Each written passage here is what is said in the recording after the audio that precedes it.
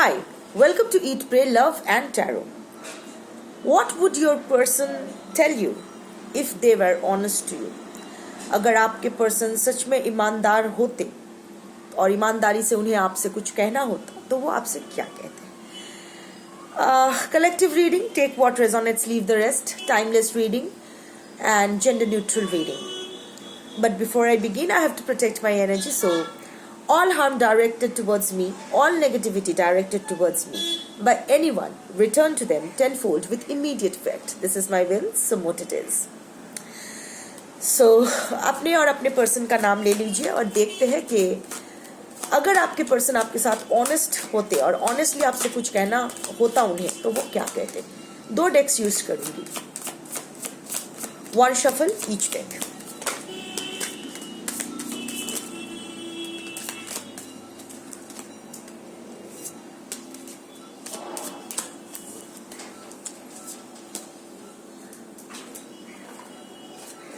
एक साथ ले लेती हूँ पहले कार्ड्स, उसके बाद देखते हैं.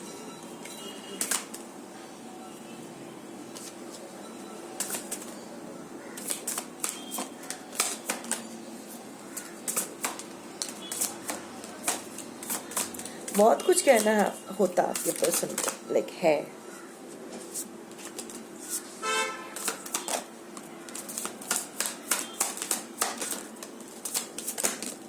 इतने सारे कार्ड्स.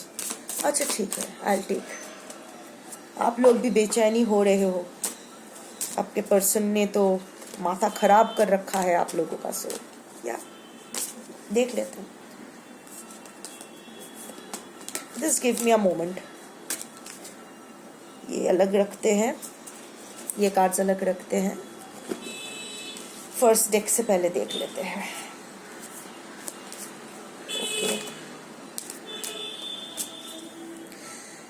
सबसे पहले आया है reminiscing. I miss our inside jokes. आप दोनों में ना एक इनिशियली आप आई थिंक आप दोनों ही ना कहीं सेम टू सेम हो. बहुत सारे डिफरेंसेस है but at the soul level you two reflect each other, you two mirror each other. आप दोनों कहीं ना कहीं एक जैसे ही हो. बहुत इंटेलिजेंट हो, बहुत सेंसिटिव हो, बहुत विटी हो. इंटेलिजेंट जोक्स हमेशा होता है ना कि स्टूपिड जोक्स पे सब लोग समझ जाते हैं, पर इंटेलिजेंट जोक्स जो होते हैं, जो सटल जोक्स होते हैं, वो हर कोई नहीं समझ सकता है. तो आप दोनों में वो एक्सचेंजेस बहुत होते थे. So yeah he is missing those inside jokes, he और she. Sabotage. I mess up the good things in my life sometimes नहीं, ऑल द टाइम्स. तो आपके पर्सन कहीं ना कहीं उनको समझ में आ रहा है कि खेल खेल में कुछ ज़्यादा ही हो गया. शायद ये जो ब्रेकअप, ये जो सेपरेशन, ये जो गोस्टिंग है, ये शायद उसने बस आपको किसी वजह से मजाक चखाने के लिए किया था, बट वो इतना सीरियस हो जाएगा और हाथ से निकल जाएगा. और आपके पर्सन का हाई ईगो तो एक है, हमेशा मुंह छुपाए फिरते हैं, सेफ प्ले करते हैं, अकाउंटेबिलिटी नहीं लेते हैं. सो जब ये हाथ से ये चीज़ें जब हाथ से चली गई, so instead of being accountable to the mess he has created, he chose to go silent and run away, escape. But he knows that what he has done, unworthy. You are a better person than I am. Of course you are. Of course my viewers are. क्योंकि they are fighters. They are still fighting for their rights, for their justice, for their self-respect and for their love. So of course you are much better a person than your person. So, but yes, your person is realizing that he or she is unworthy of all the love and care you have given him or her. And also your person can be an avoidant person with childhood traumas and issues. जो लोग ये सोचते हैं कि कोई उनसे प्यार नहीं करेगा, ज़्यादा इमोशनली अवेलेबल हो जाऊंगा किसी के लिए तो वो लोग they will take me for granted and they will leave me. ऐसे बहुत कुछ चलता रहता है. Gossip. I am afraid of what other people will think. I don't know.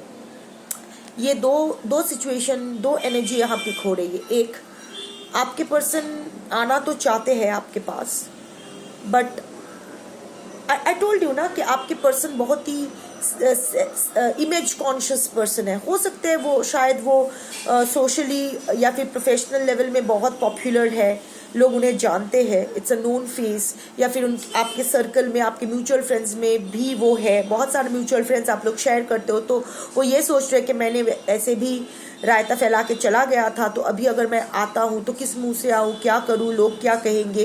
This is one kind of energy. And second kind of energy is that लोग already उनके बारे में बहुत बुरा कह रहे हैं.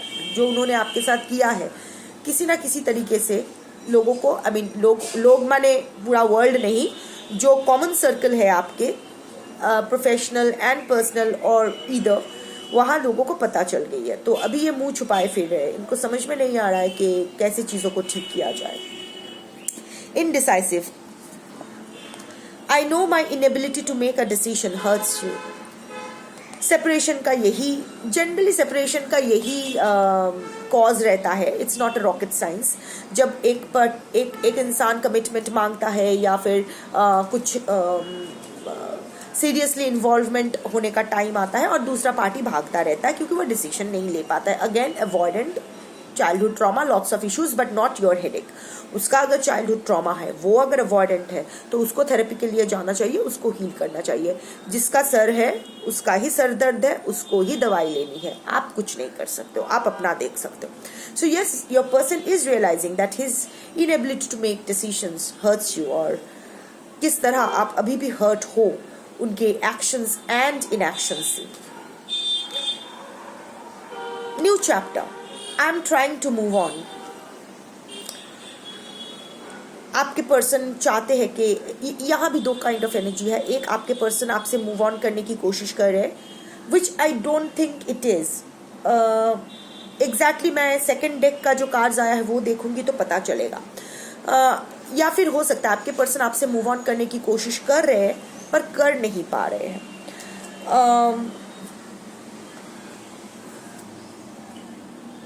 और एक हो सकता है वो उसके प्रेजेंट सिचुएशन से मूव ऑन करके आपके साथ एक नया चैप्टर स्टार्ट करना चाहते हैं. हाउएवर, इस डेक से देख लेते हैं क्या इंटरकनेक्टिंग एनर्जीज आया है, उसके बाद श्योरली मैं बोल पाऊंगी. Why do I deserve someone like you? Interconnecting energy first card में ही आ गया, अनवर्दी.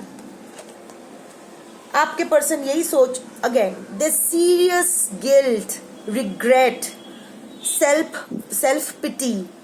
आपके पर्सन है तो बड़े दिमाग चोद इंसान, उसका पूरा दिमाग का एकदम फक्ड अप ब्रेन है, उसका कुछ उसका सही नहीं जा रहा है. वो बहुत ओवरथिंक, बहुत ओवर एनालाइज करता है. आप अगर सीधे मुंह से कुछ बोलो तो उसका उल्टा ही मतलब समझ देते हैं.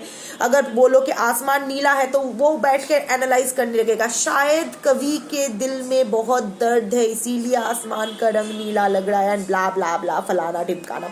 जबकि ऐसा कुछ नहीं है, बस आसमान का रंग नीला है. पर आपके पर्सन कभी स्ट्रेट सोच ही नहीं सकते हैं. सो यस, आ गया interconnecting energy. The heat between us is intense. Definitely he is not planning to move on from you और trying to move on for you but can't. Passion, intimacy, physical, emotional, intellectual, spiritual. जब ये चार intimacy same हो जाता है ना, एक ही level पे, जब आप दोनों इस चार इंटीमेसी के साथ एक लेवल पे, सेम लेवल पे कनेक्ट होते हो, सेम एनर्जी में वाइब्रेट करते हो, that bond becomes so special, that becomes a divine connection. आप अगर अलग भी होना चाहो ऐसे इंसान से, ना आप मूव ऑन कर पाओगे, ना आपके पर्सन कभी मूव ऑन कर पाएगा. Too much heat between you, too much passion between the two of you. My life is a mess right now. Another interconnecting energy. I mess up the good things in my life. आपके अभी like I said कि आपकी जो person के life है वो एकदम झंड हो बैठी है. He has messed up everything. आपके साथ भी, अगर थर्ड पार्टी के साथ है, वहां भी मेस अप हो चुका है. उसका पूरा बम्बू लग गया है, उसका पिछाड़ा पूरा लाल हो गया है, वो भाग नहीं पा रहा है, वो गर्म तवे पे बैठा है, पिछाड़ा लाल हुआ जा रहा है और कर्मा उसको बम्बू मार रहा है. So it's total mess. आपसे दूर जाना चाहता है, नहीं जा पा रहा है, आपके पास आना चाहता है, नहीं आ पा रहा है, थर्ड पार्टी के साथ इन्वॉल्व होना चाहता है, नहीं हो पा रहा है, थर्ड पार्टी को से दूर नहीं जा पा रहा है, अपने सिचुएशन के बारे में कुछ लोग क्या कहेंगे, ये वो, बाप रे बाप. You are too nice. I don't deserve your kindness. Again and again, this card for unworthiness. Again and again. बचपन से ये इंसान को ना बचपन से ही इसको साइड ट्रैक किया गया है. इसका ओपिनियंस, इसका होना ना होना कभी किसी के लिए बहुत ज़्यादा इम्पोर्टेंट नहीं था.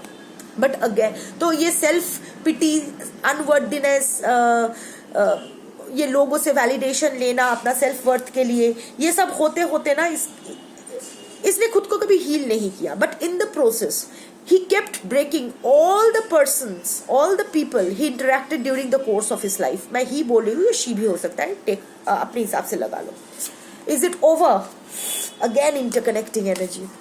I am trying to move on. ये definitely he is not going to move on. He is going to, he wants a new chapter with you. He is asking you. I think you are glowing now. You are in your own power. So your person is kind of, मुझे ना यहाँ बहुत ही डर का एक energy feel हो रहा है इस कार्ड से. आपके पर्सन डर रहे हैं आपसे, आपको फेस करने से भी डर रहे हैं, डर के पूछ रहे हैं इज इट ओवर, चांस है या गया. नेक्स्ट कार्ड क्या आता है? I can't talk to you right now. Again messed up energy, too much mess up. उसके दिमाग में बहुत कुछ चल रहा है, उसके लाइफ में बहुत कुछ चल रहा है. अभी वो आपसे अगर बात करना भी चाहे, इंटरकनेक्टिंग एनर्जी आया है क्या? हाँ, gossip. I can't talk to you right now. Again ये लोग क्या कहेंगे वाला factor is a huge factor. कि लोगों को पता चल गया है कि मैंने क्या गलत किया है. अब इसको मैं अगर सही करने जाऊँ तो बहुत सारा ऑब्स्टिकल्स को क्रॉस करते हुए, फेस करते हुए, अकाउंटेबिलिटी और रिस्पॉन्सिबिलिटी लेते हुए मुझे आगे जाना है.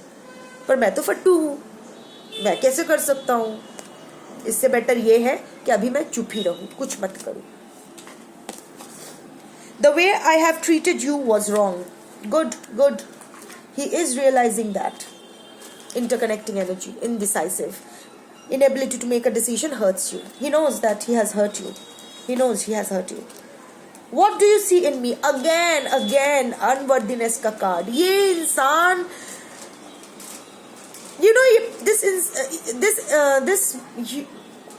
ये अगर आपका रीडिंग, मैं अगर आपके टैरो रीडर नहीं होती ना, तो मैं इसके लिए एक्चुअली एम्पथाइज करती, पर नहीं.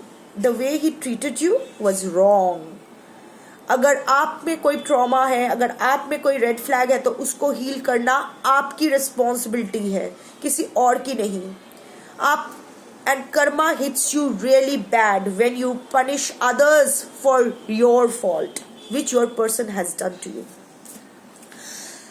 I want out. Again, new chapter का कार्ड. नया चैप्टर चाहता है वो, इन सब झमेले से बाहर जाके एक नई शुरुआत चाहता है वो. What is the truth? I think आपने अपने पर्सन से कुछ तो छुपाया है, या कुछ तो ट्विस्ट एंड टर्न है आपके तरफ से भी.